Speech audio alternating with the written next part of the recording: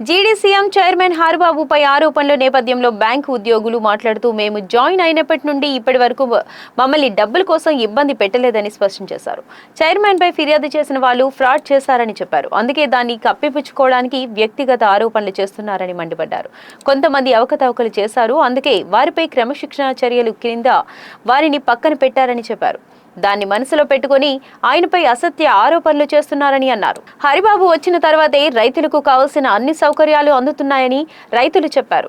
ఎరువులు కొరత అయినప్పుడు కూడా ఆయన వెంటనే స్పందించి సకాలంలో రైతులకు ఎరువులు అందించారని చెప్పారు. ఆయన్ను రాజకీయంగా దెబ్బతీయడానికి ఈ ఆరోపణలు చేస్తున్నారని మండిపడ్డారు. నేను ఈ సంవత్సరంలో 2025లో జాయిన్ అయ్యాను. నేను ఈ సంవత్సరంలో జాబ్ ఉందని తెలుసుకొని వచ్చి చైర్మన్ గారిని కలిశాను. మా క్వాలిఫికేషన్ వచ్చేసరికి MBA చెప్పాను. సార్ నా బయోడేటా చూసి నన్ను తీసుకున్నారు. తీసుకున్న కాడ నుంచి నా సంస్థకి నేను 1 year నుంచి చేస్తున్నాను. 1 year నుంచి ఏ లోటుబాటు అది సంస్థ నుంచి నాకు ఏ ఇబ్బంది ఉన్నా సార్ చూసుకున్నారు. దానికి తగ్గట్టు మనకి ఏదన్నా రిక్వైర్మెంట్ ఉన్నా చేశారు. నేను ఇంతవరకు సార్కి ఏ ఒక్క రూపాయి అనేది ఇచ్చి నేను జాయిన్ అవ్వడం జరగలేదు. ప్లస్ ఇది మొత్తం online system, bill to bill మొత్తం హెడ్ ఆఫీస్ నుంచి మానిటరింగ్ జరిగింది. మనం ఏ తప్పు చేయడానికి లేదు. ఇదివరకు ఏం జరిగేదంటే మాన్యువల్ బిల్స్ వల్ల ఎవరు ఏం చేసినా ఫ్రాడ్లు అవన్నీ తెలిసేవి కాదు. అవన్నీ లేకుండా సంస్థని అభివృద్ధి చేయాలి, మనం సంస్థలో చైర్మన్గా ఉన్నాము, దాన్ని డెవలప్ చేయాలన్న కాన్సెప్ట్లో సార్ ఆన్లైన్ చేశారు. ఎంప్లాయీస్ కూడా సరిగ్గా వెళ్తలేదా విధులు కానీ కూడా అటెండెన్స్ యాప్ తీసుకొచ్చారు. సారు ఈ సంస్థని బాగా డెవలప్ చేయాలన్న ఇదిలో చేస్తున్నారనే కాన్సెప్ట్లోనే ఆయన మీద బురద చల్లాలని నిన్న చేసింది ముమ్మాటికి అవాస్తవం అని మలపాడు కోఆపరేటివ్ సొసైటీ చైర్మన్ అంటే హరిబాబు గారు లోగన్ నుంచి మాకు పరిచయం బాగా. నేను సంవత్సరం కాలం పదవి తీసుకొని అప్పటి నుంచి ఏ రోజు ఏది కావాలన్నా వస్తే కంపల్సరీగా దానికి స్పందించేవాడు, చెప్పేవాడు ఫలానా తీసుకోండి అని. ఎప్పుడన్నా ఎరువులు కొరత అయినా ఆ ఎరువులు కొరత ఎట్లా ఉందండి అంటే బయట నుంచి వస్తే నేను మాట్లాడాను, మేనేజర్ గారికి ఫోన్ చేసి చెప్తాను తీసుకునేవాళ్ళు. నేను తక్కువ కాలంలోనే దాదాపు 30 బళ్ళు యూరియా అమ్మానండి. అది వీరి వల్లే. మాకు అంత మిర్చి అండి, మా ఇద్దరు గ్రామం మందపాడు గొడపాడెం 3 వెళ్ళేది. అయితే వీరి వల్లే బాగా ఇచ్చాము, అందరికి ఇచ్చాము, ఇబ్బంది లేకోకుండా. మా హరిబాబు గారు, మా వడ్రాను హరిబాబు గారు, మా చైర్మన్ గారు వైట్ పేపర్ అండి. ఒక మాటలో చెప్పాలంటే ఇవి వచ్చింది వేస్ట్ వైట్ పేపర్. మేము వైసీపీ గవర్నమెంట్ కూడా చాలాసార్లు ఈ ఆఫీస్కి వచ్చాము, కానీ మమ్మల్ని ఎవరు పలకరించిన వాళ్ళు లేదు. ఈ వైట్ పేపర్ అండి. నా పేరు బర్మా ప్రవీణ్. నేను నారాగోడ్ DCMS వర్క్ చేస్తున్నాను. అంటే గత 10 సంవత్సరాల నుంచి దీనిలో వర్క్ చేస్తున్నాను. నేను ఇందులో జాయిన్ అయిన కాడ నుంచి ఒక 3 చైర్మన్లు మారారండి. సార్ నాలుగో వ్యక్తి. నేను గత చైర్మన్కి సార్కి ఉన్నటువంటి వ్యత్యాసాన్ని గురించి మీకు ముందుగా చెప్తాను. అంతకుముందు చైర్మన్లు వచ్చారు, ఎవరు కూడా ఎంప్లాయీస్తో ఇంటరాక్ట్ అవ్వలేదండి. వచ్చేవాళ్ళు వాళ్ళ చైర్మన్ గిరి చూసుకునేవాళ్ళు, వెళ్ళిపోయేవాళ్ళు.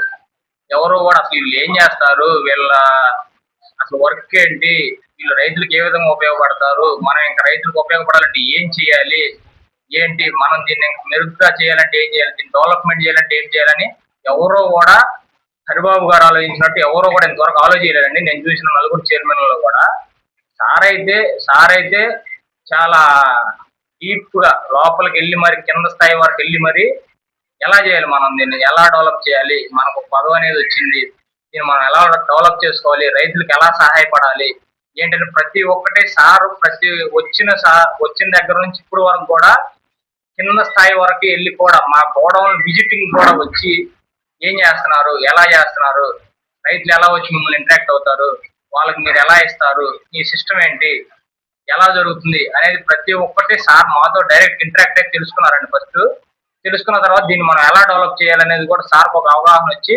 అంతకుముందు మేము మాన్యువల్ బిల్డర్స్ రాసేవాళ్ళం అండి. మాన్యువల్ గానే రిపోర్ట్స్ పంపించేవాళ్ళం. ఒక నెల స్టార్ట్ అయిందంటే నెల ఫస్ట్ నుంచి నెల చివరి వరకు మేము ఎంత క్యాష్ ఉంది, ఎంత డబ్బులు బ్యాంక్ లో డిపాజిట్ చేసాం అనేది ఆఫీస్ కి మేము ఆ బిల్స్ నెల మొత్తం కంప్లీట్ అయిన తర్వాత పంపిస్తే గానీ వీళ్ళకి తెలియని పరిస్థితి అండి హెడ్ ఆఫీస్ లో. ఇప్పుడు అలా లేదండి, మాక్సిమం సాఫ్ట్వేర్ అని చెప్పి పెట్టారండి. మనం బిల్లు కొట్టిన క్షణమే ఇక్కడ డిస్ప్లే అయిపోయిందండి ఆఫీస్ లో. ఏంటంటే పారదర్శకత అనేది ఒకటి తీసుకొచ్చారండి సార్ మెయిన్ గా. ఎంప్లాయీస్ ఎవరు పని చేస్తున్నారు, ఎవరు పని చేయట్లేదు, ఎవరు వర్క్ చేస్తున్నారు, ఎవరు వర్క్ చేయకుండా వర్క్ జస్ట్ వచ్చామని చెప్పి చేస్తున్నారు అనేది కూడా ఆటోమేటిక్ అటెండెన్స్ కూడా ఒకటి తీసుకొచ్చారండి సార్ వచ్చిన తర్వాత.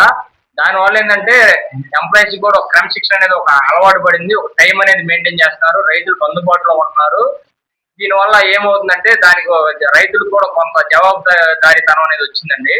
వాళ్ళకి అంత ముందు ఉన్నప్పుడు మాది 70 కోట్లు ఉండేదండి మాది టర్న్ ఓవర్ మా సంస్థది. సార్ వచ్చిన తర్వాత అది 100 కోట్లు పెరిగిందండి. దీనికి కారణం అనేది మేము మా చైర్మన్ గారని చెప్పుకుంటామండి. ఎందుకంటే అంత ముందుకి ఇప్పటికి చాలా మార్పులు వచ్చినాయండి. స్టాక్ కూడా అంత ముందు మేము ఏం చేసేవాళ్ళం అంటే మేము ఫోన్ చేసి చెప్పడం, ఓవరాల్ గా చెప్పడం ఏదో చెప్పేవాళ్ళం అండి. ఇప్పుడు అలాగా ఆన్లైన్ లో మేము అక్కడ ఒకసారి పిన్ చేసామంటే ఇక్కడ హెడ్ ఆఫీస్ కనబడిద్దండి. మేము వాళ్ళకి ఫోన్ కూడా చేయవసరం, ఆటోమేటిక్ గా ఒక 2-3 డేస్ లోనే మనకు స్టాక్ కూడా వచ్చేస్తండి. వచ్చిన తర్వాత మేము రిసీవింగ్ చేసుకున్నామా లేదనేది కూడా మనకు ఆటోమేటిక్ గా ఏదైనా సరే సైట్ అండి మొత్తం ఆన్లైన్ అండి, ఇందులో చేయడానికి లేదు. ఇంతవరకు సార్ సంస్థను డెవలప్ చేశారండి. ఇప్పుడు ఎంప్లాయీస్ విషయం వస్తే కొంతమంది కొన్ని అవకతవకలు చేశారండి.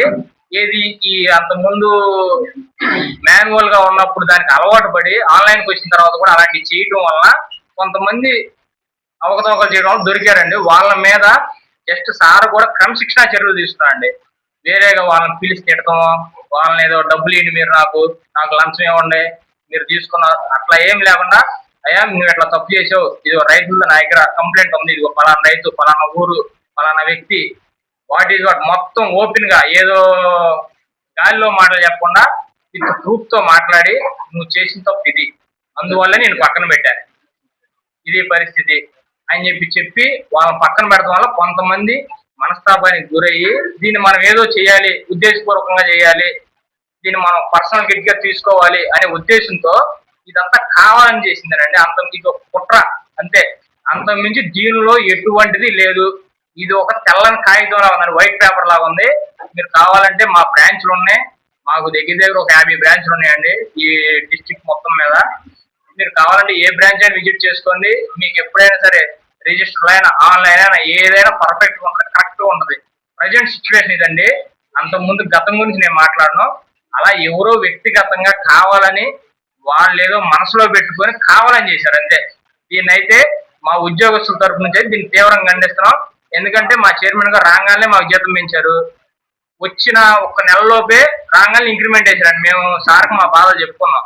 సార్ ఏమన్నారంటే నేను ఇప్పుడే ఫస్ట్ వచ్చాను కాబట్టి ఏంటి మీరు ఏం చేస్తారో నాకు తెలియదు కాబట్టి నేను వాట్ ఈజ్ వాట్ గ్రౌండ్ లెవెల్లోకి వెళ్ళి చేస్తాను, మీరు నమ్మకంగా రైతులకు సేవ చేయండి, నేను మీకు భరోసా ఇస్తాను, మీకు ఉద్యోగ బాధ్యత కానీ ఏదన్నా ఉండాలంటే నేను చేస్తా అని చెప్పారు. అలాగే ఫస్ట్ గా మాకు ఇచ్చారండి, ఇంక్రిమెంట్ కూడా ఇచ్చారు. ఇంక ఇప్పుడు మాకు బ్రాంచ్ లో కావాల్సినవి కూడా కొన్ని సౌకర్యాలు కూడా కల్పించారండి సారు. ఇకంతే సార్, నమస్కారం.